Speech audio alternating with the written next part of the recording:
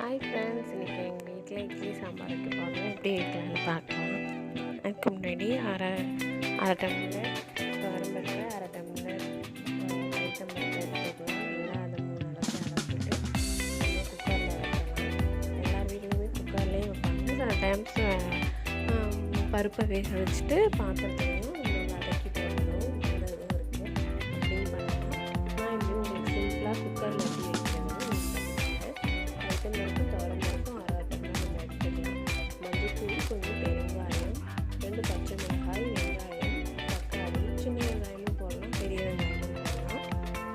சின்ன வெங்காயம் போட்டால் டேஸ்ட்டாக இருக்கும். பெரிய வெங்காயமும் போடலாம்.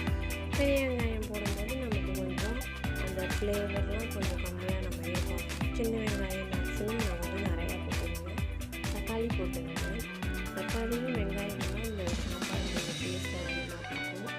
அது கொஞ்சோண்டு ஜீரகம், இதெல்லாம் வாசனைக்காக நம்ம போடுறோம். ஜீரகம் போட்டால் இன்னும் வாசனையாக இருக்கும். கொஞ்சமாக உப்பு போட்டு அதுக்கு தேவையான அளவு நம்ம உப்பு போட்டுக்கலாம். உப்பு போட்டுட்டு சாம்பார் தூள் நம்ம எவ்வளோ வைக்க போகிறோங்கிறதுக்கு தகுந்தாற்போல் கொஞ்சமாக வச்சுக்கலாம். கொஞ்சம் தூள் எடுத்து வச்சிட்டிங்கன்னா லாஸ்ட்டாக இறக்க போகும்போது கொஞ்சம் தூவி போட்டுக்கலாம். அதோடு நம்ம கொஞ்சம் 2 டம்ளர் தண்ணி ஊற்றிக்கலாம். தண்ணி ஊற்றினா நம்ம கொஞ்சம் தண்ணியாகவும் வைக்கலாம், இல்லை கெட்டியாகவும் வைக்கலாம். ஆனால் கொஞ்சம் தண்ணியாக வச்சோம்னா கொஞ்சம் நல்லாயிருக்கும். கெட்டியாக வச்சோம்னா வெறும் பருப்பு சாம்பார் மாதிரி இருக்காது, வெறும் பருப்பாகவே இருக்கும். அதனால் வேணாம். கொஞ்சம் லாக் பண்ணி குக்கரை லாக் பண்ணி நல்லா ஃபுல்லாக அந்த பெல்ட்டை நல்லா ஃபிட் பண்ணுற மாதிரி பெல்ட் போட்டு வச்சிடலாம். குக்கரில் எப்போதுமே நம்ம ஜாக்கிரதையாக நம்மளாம் ஃபிக்ஸ் பண்ணியிருக்கோமா அப்படின்னு சொல்லிட்டு தான் நல்லா வைக்கணும். அதுக்கப்புறம் நம்ம விசில் போட்டு மூடி வச்சிடலாம். விசில் வரும் 3 விசில் வரணும். 3 விசில் வைக்கலாம். பருப்பு சன்னமாக குண்டு பருப்பாக இருந்துச்சுன்னா ஒரு 4-5 விசில் வச்சு இறக்கி இறக்கலாம்.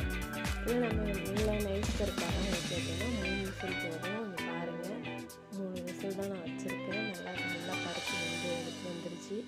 அதுக்கப்புறம் இப்போ நம்ம தாளிக்க போகிறோம். அதுக்கு தேவையானது வெங்காயம், சின்ன வெங்காயம் கொஞ்சம், கருவேப்பிலை, பட்டை மிளகாய், கடுகு, இது எல்லாத்தையும் போட்டு நல்லா தாளிக்கணும். எண்ணெய் போட்டு கடுகு, சட்டி காஞ்சணும், கடுகு போட்டுக்கலாம். துவரம்பருப்பும் ஜீரகமும் போடலாம்.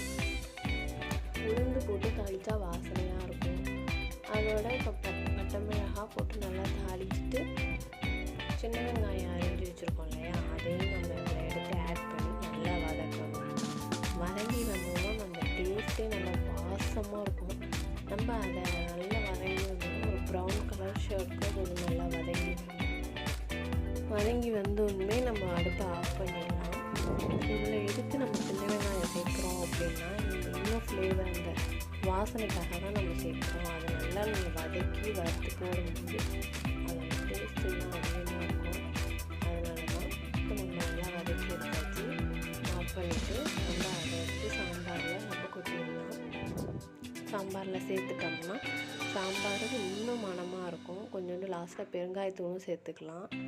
சட்டியில் சுள்ளுன்னு நம்ம அதை தெளித்து ஊற்றுற மாதிரி வரும் பாருங்கள்.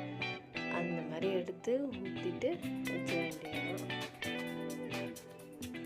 Okay friends, sambar ready. வாங்க சாப்பிட்லாம். இன்றைக்கி எங்கள் வீட்டில் இட்லி சாம்பார். லாஸ்ட்டாக கொத்தமல்லி தூவி இறக்கிட வேண்டியது தான். இதுதான் எங்கள் வீட்டு ஸ்டைலில் நான் இட்லி சாம்பார் வைப்பேன். தேங்க்யூ.